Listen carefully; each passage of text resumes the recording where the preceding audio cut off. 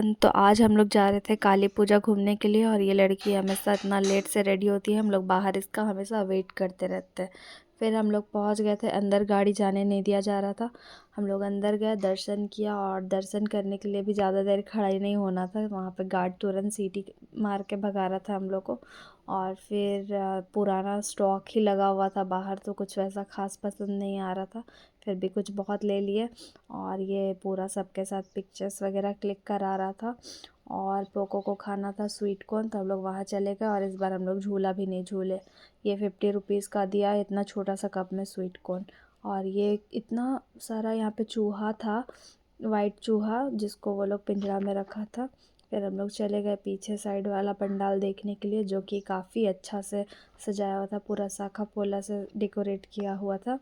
फिर हम लोग निकल गए वहाँ से और चले गए डोसा खाने के लिए, और फिर घर लौट आए। और आप लोग से मिलते हैं, बाय बाय।